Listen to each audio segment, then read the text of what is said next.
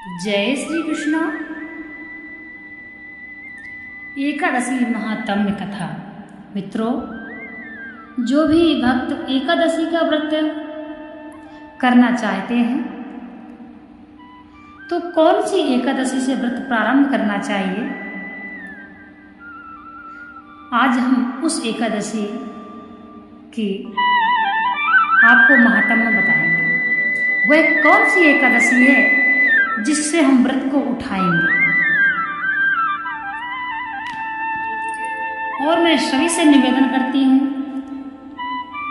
कि चाहे आप कोई सा व्रत नहीं कर रहे हैं, परंतु सभी से मेरी प्रार्थना है कि आप सभी एकादशी का व्रत अवश्य करें। उत्पन्ना एकादशी का मैं आपको महात्म्य बताऊंगी।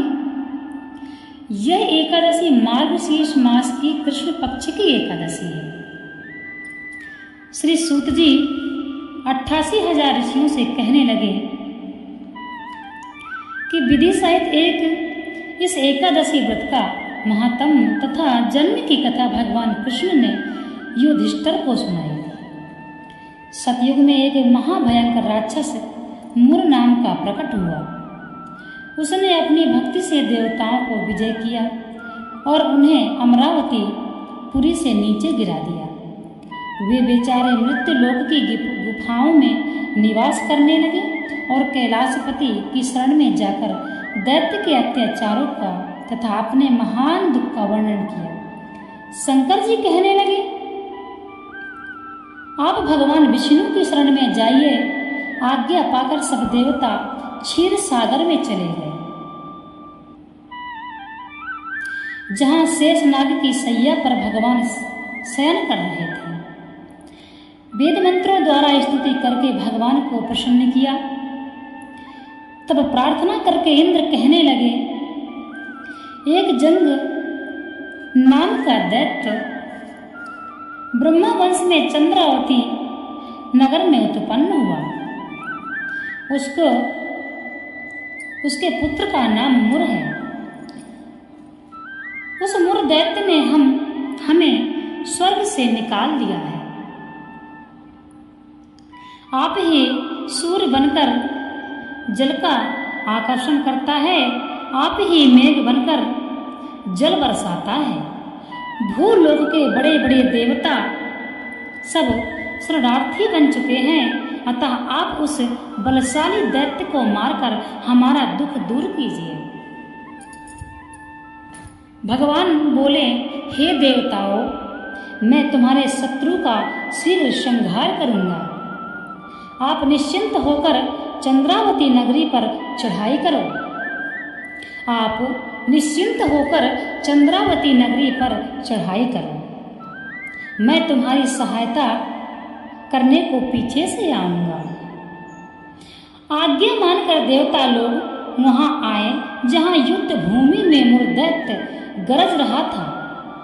युद्ध प्रारंभ हुआ, परंतु मुर के सामने देवता घड़ी भर भी न ठहर सके। भगवान विष्णु जी भी आ पहुंचे। सुदर्शन चक्र को आज्ञा दी, शत्रुओं का संहार करो। चक्र ने चारों ओर सफाई कर दी।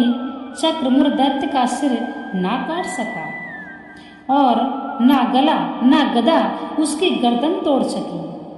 भगवान ने सारंग धनुष हाथ में लिया।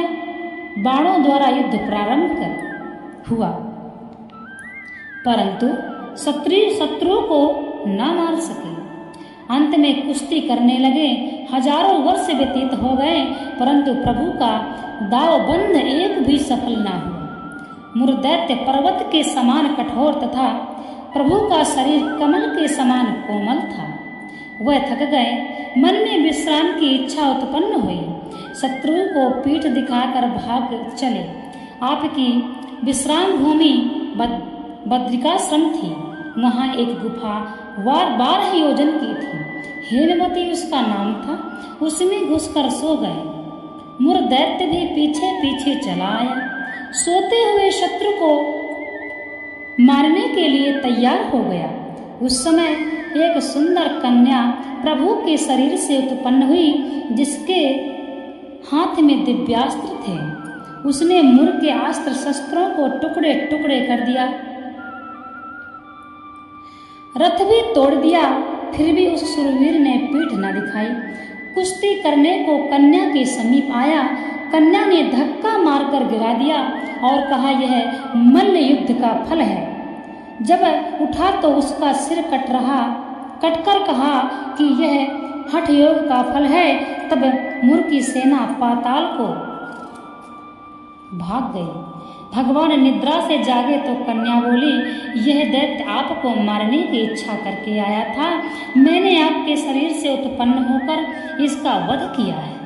भगवान बोले, तुमने सर्व देवताओं की रक्षा की है, मैं तुम पर प्रसन्न हूँ, वरदान देने को तैयार हूँ। जो कुछ मन में इच्छा हो वह मांग लो। कन्या बोली, जो मनुष्य मेरा व्रत करे उनके घर में दूध पुत्र धन का निवास रहे, अंत में आपके लोक को प्राप्त करे।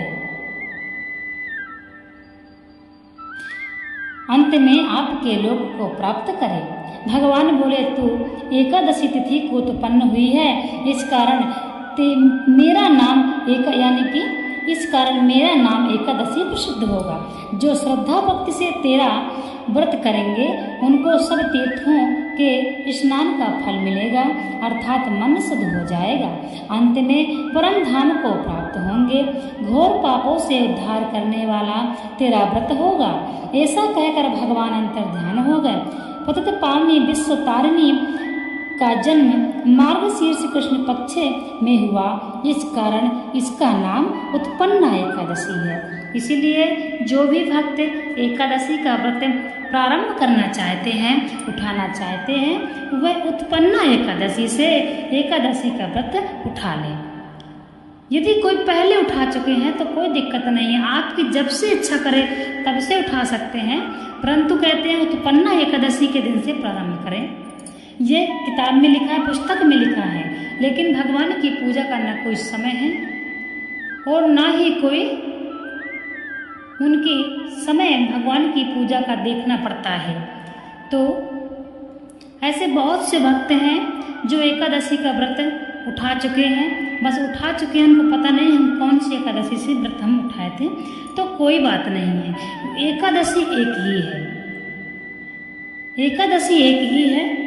आप चाहे जिससे उठाएं, इसमें पश्चाताप मत करिएगा कि हमने उत्पन्ना एकादशी व्रत नहीं उठाया, हमने गुरुजी उससे उठा, उससे कोई दिक्कत नहीं है। आप चाहे जिस एकादशी से व्रत आप प्रारंभ कर सकते हैं। भगवान नारायण का व्रत है, एकादशी भगवान के शरीर से उत्पन्न हुई है, इसलिए आप सभी को यह व्रत करना चाहिए। साल में 24 एकादशी आती हैं और जिस साल 3 साल में एक साल अधिक मास आता है, उस साल ये 26 एकादशी हो जाती है। तो इस प्रकार आप चाहे जिस एकादशी से व्रत प्रारंभ किया हो, इसमें सोचने की कोई बात नहीं है। यदि जिन्होंने यह व्रत अभी तक प्रारंभ नहीं किया है, जो प्रारंभ करना चाहते हैं, तो वह उत्पन्ना एकादशी से उठा लें।